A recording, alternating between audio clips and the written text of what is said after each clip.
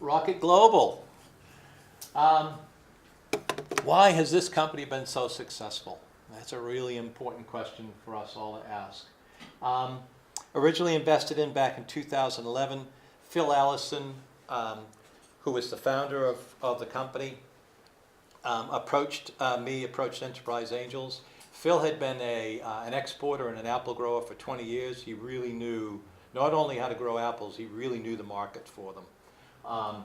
Phil had been hanging around Prevar, which is crop and food, where they're constantly, New Zealand is the leader in the world in new apple varieties. Don't know if you knew that, we are. So he was keeping an eye on what they were coming up with at Prevar, and he caught wind of this little red apple that they had ended up creating.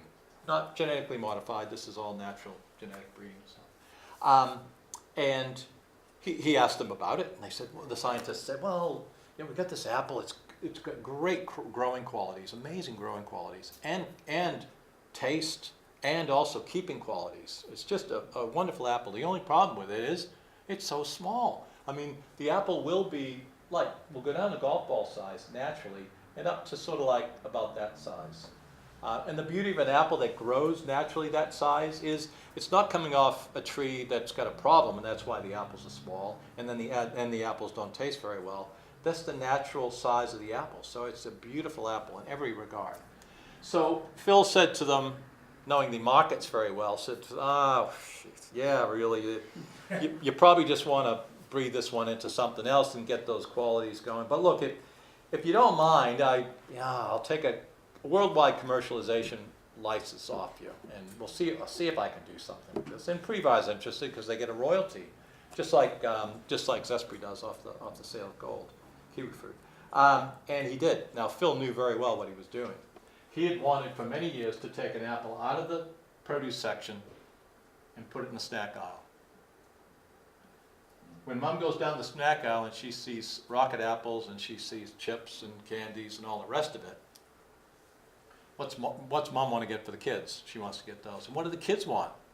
Those are their sized apples. Those special little apples. The kids want them as well.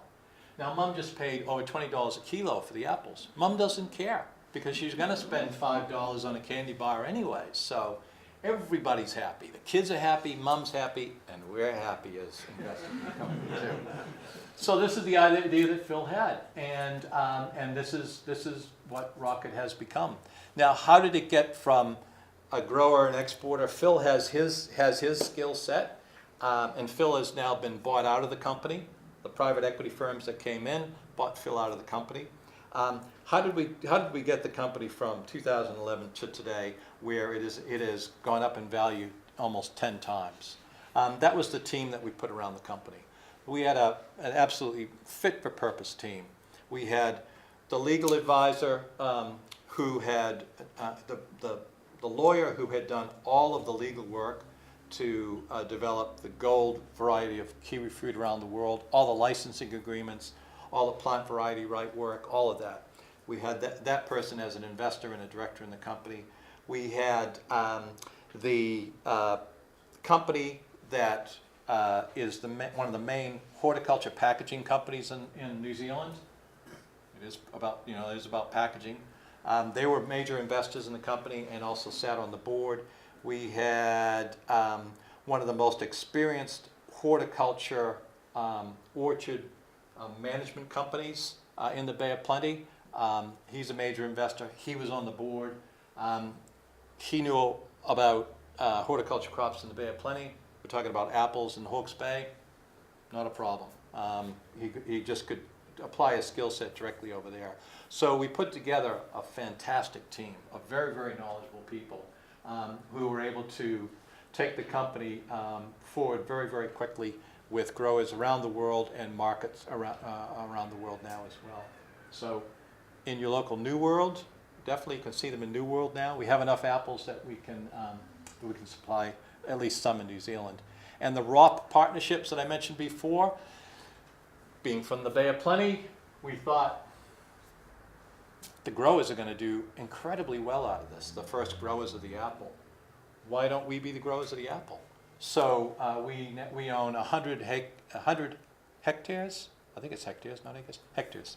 100 hectares of apple orchard leases in the Hawke's Bay, where we are the major New Zealand growers of the apple.